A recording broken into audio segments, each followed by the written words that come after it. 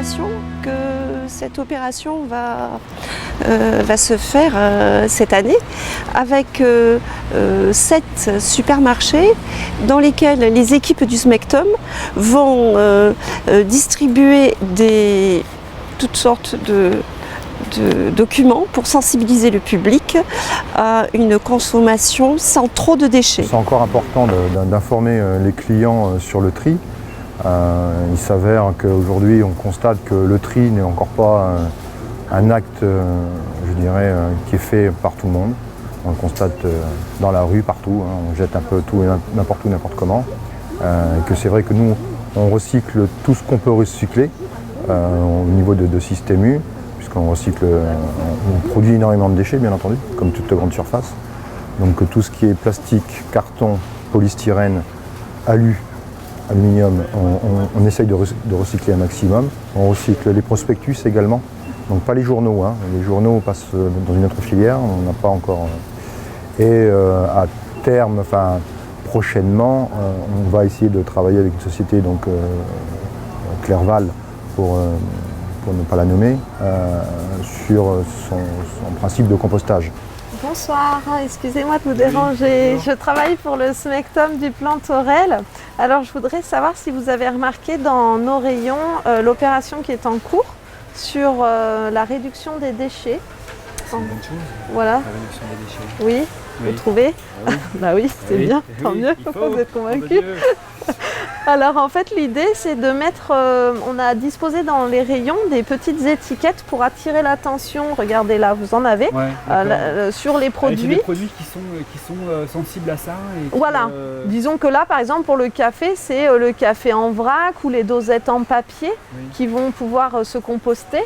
Mais je suis malheureux, effectivement, c'est vrai que j'aime bien ce produit-là, par exemple, mais bio, alors du coup, là-dedans, il y a un emballage plastique en plus. Bon. Oui, certains emballages ne sont pas évitables, mais par exemple pour les légumes, je vois que vous avez acheté en vrac sans rajouter forcément de sachets Non. plastiques autour. Non. Dès qu'il y a... La sensibilisation, elle existe très réellement, mais c'est encore pas au niveau qu'on pourrait l'attendre. Moi, ma question, ce serait aussi d'interpeller éventuellement les industries qui fabriquent. Parce que quand nous, on subit ce que nous livrent les industriels, et on s'aperçoit qu'il y a énormément de déchets, donc c'est le petit paquet dans la boîte qui elle-même est contenue dans une autre boîte, et pour un petit gâteau, on peut se retrouver avec 3 emballages différents. Bonjour monsieur. Bonjour. Alors je travaille pour le SMECTOM du Plantaurel. Cette semaine c'est la semaine européenne de réduction des déchets. Donc dans ce cadre on a fait un partenariat avec le magasin et 4 autres magasins sur le territoire pour pouvoir mettre des petites étiquettes comme ceci dans les rayons. Donc vous les verrez, c'est les stop rayons, donc c'est comme ceci. Oui. Ça permet de repérer plus facilement les produits qui vont générer moins de déchets ensuite. Oui. Voilà, donc vous allez avoir ça sur tout ce qui est les grands contenants, les éco-recharges, les produits éco-labellisés parce que c'est moins toxique. Vous allez avoir aussi tout ce qui est compostable pour rappeler que par exemple le café, une fois usé, ça se recycle, tout ce qui est réutilisable aussi. Voilà. Et on offre également ce petit carnet qui vous permet d'écrire vos courses, vos listes de courses. Donc ça c'est une arme de destruction massive pour le gaspillage alimentaire, d'écrire sa liste avant d'aller faire les courses, c'est ouais, tout à fait. Ouais.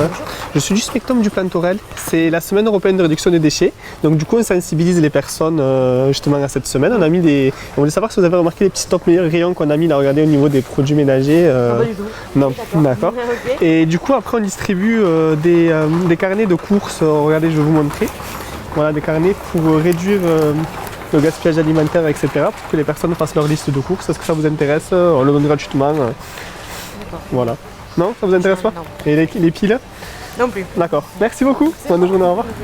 Pour l'avenir, les enjeux sont importants. Bon, vous ne l'ignorez pas, nos déchets ultimes sont enfouis à Berbiac. Pour l'instant, 850 000 tonnes ont été enfouies. C'est énorme. Dans l'avenir, nous allons devoir faire de gros efforts. Nous enfouissons 48 000 tonnes par an.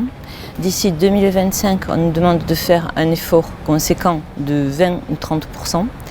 Et à terme, un effort de 20 000 tonnes de moins par an ce qui représente à peu près la moitié de ce que nous enfouissons aujourd'hui, sachant que la population ariégeoise augmente et que forcément donc le volume de déchets augmente aussi. Et je pense qu'il faut vraiment communiquer parce que les déchets, le respect de l'environnement est quand même un des enjeux de demain et nous devons veiller à respecter les préconisations qui sont données de tri. Voilà. Donc je pense que les Ariégeois doivent maintenant être peut-être mieux informés et mieux se sentir concernés par ces enjeux qui sont ceux de notre avenir.